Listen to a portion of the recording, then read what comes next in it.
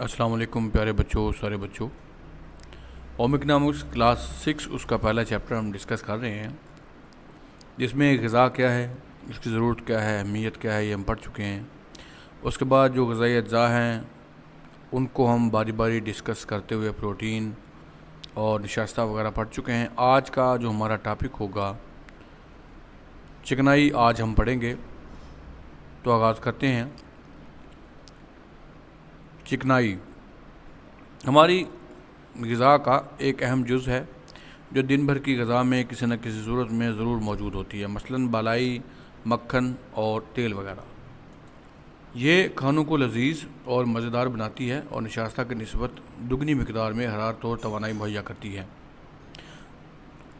हमारी ग़िज़ा में ये शामिल है किसी न किसी सूरत में। सारा दिन हम जो कुछ भी खाते हैं उसमें ये किसी भी फॉर्म में हो सकती है, लेकिन मौजूद ज़रूर होती है।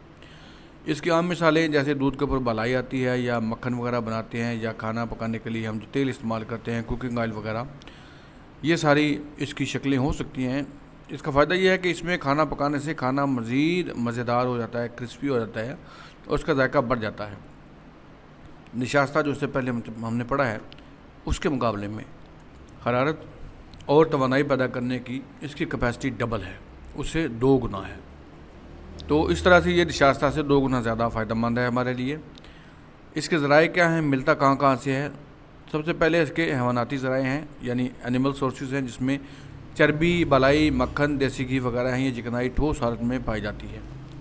मिसाल के तौर पे गोश्त लेके उसके साथ चर्बी होती है, दूध के ऊपर बलाई होती है, या हम दूध से मक्खन भी बनाते हैं, फिर मक्खन से देसी घी बनाते हैं। तो ये एक ही सिलसिला है जो चलता जा रहा है। चर्बी इसमें थोड़ी डिफरेंट है, ये directly from the physical animal में जानवरों के जिस्म से मिलती है। बाकी जो उनकी प्रोडक्ट्स हैं हम उनसे ये चीज़ें हासिल करते हैं, बाय प्रोडक्ट्स हैं ये सारी, और ये सारी ऐसी हालतें हैं इसकी जो ठोस हैं। दूसरा जो तरीका है वो है नबाताती या ऑर्गेनिक सोर्सेज हैं। हम इसमें तमाम किस्मों के तेल हैं, जिसमें वेजिटेबल ऑयल्स हैं, कुकिंग ऑयल्स हैं, ये सारे इसमें शामिल हैं। मिसाल है इसकी जैसे बनोला का तेल, सरसों का तेल, जैतून, सूरजमुखी, बादाम, नारियल, तिल और मूंगफली वगैरह का तेल, ये सारे तेल इसमें शामिल हैं। ये चिकनाई नॉर्मल या ठंडे दर्जा हरारत में माया हालत में रहती है और इसको कीमियाई अमल से ठोस हालत में तब्दील किया जा सकता है। जैसे देसी घी वनस्पति घी बनता है तो इसी से बनता है, लेकिन वो इसकी जो लिक्विड फॉर्म है, जो इसकी माया हालत है, उसमें मज़ीद कीमियाई अमल करके, या सादा अल्फाज में कहें तो उसमें केमिकल्स मिला के दोबारा फिर उसको घी बनाया जाता है। और अगर हम इसको नॉर्मल या प्योर कंडीशन में लें तो ये सारे ही तेल बड़े काम के हैं, लेकिन जब इसमें प्रेजर्वेटिव डाल दिए जाते हैं जो इनको काफ़ी अर्सा तक महफूज रखते हैं, ख़राब होने से बचाते हैं, तो हैं तो वो असल में केमिकल्स ही। उनके मिलने के बाद इनकी ज़िंदगी तो बढ़ जाती है, लेकिन इसका जो असर है वो काफ़ी चेंज हो जाता है। तो ये हमारे पास सोर्सेज हैं इसके। एक हैवानाती ज़राए से है जो एनिमल सोर्सेज है, दूसरा हमारे पास ऑर्गेनिक सोर्स है। ये इसकी पिक्टोरल फार्म है, जिसमें हमारे पास घी भी है, ऑयल भी है, और इसके अलावा ये सारी चीज़ें हैं। गोश्त है हमारे पास, या ये जो ड्राई फ्रूट्स हैं इनमें से तेल निकाल के हम इसको इस्तेमाल कर सकते हैं। अब हम पढ़ेंगे कि इसके काम क्या हैं, ये हमारे किस काम आता है। सबसे पहले जिस्म को क़ुव्वत और हरारत फराहम करती है, और ये नशास्ता से दुगनी फराहम करती है।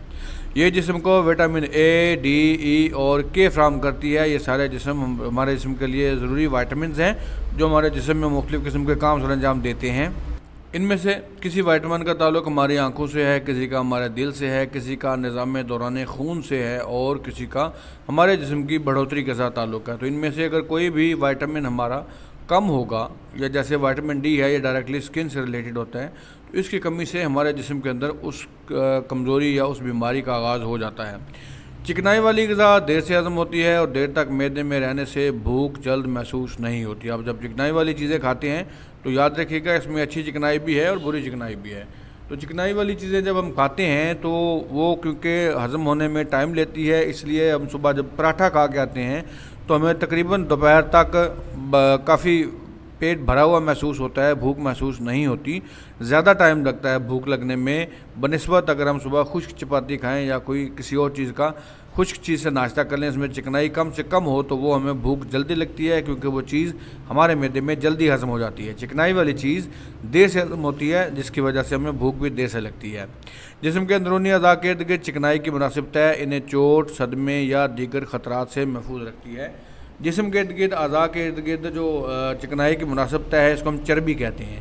یہ چربی جو ہے یہ ہمارے اس جسم کے حصے تک یا اس عضو تک, باڈی پارٹ تک چوٹ کے پہنچنے میں ریزسٹ کرتی ہے, مزاحمت کرتی ہے, جس کے رزلٹ میں ہمارا وہ جو آرگن ہے, جسم کا وہ حصہ ہے, وہ باڈی پارٹ ہے, وہ تھوڑا محفوظ رہتا ہے, کیونکہ اس کے گرد تھوڑی بہت چربی تھی. یاد رکھیے گا, اگر یہی چربی زیادہ ہو جائے تو یہ بہت نقصان دہ ہے اور انسان کو موٹاپے کا شکار کرتی ہے.